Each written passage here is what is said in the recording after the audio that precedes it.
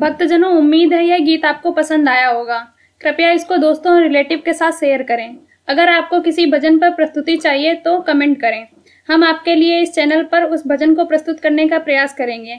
अगर आपने हमारे YouTube चैनल को सब्सक्राइब नहीं किया है तो तुरंत सब्सक्राइब करें और बेल आइकन दबाना बिल्कुल ना भूलें। धन्यवाद।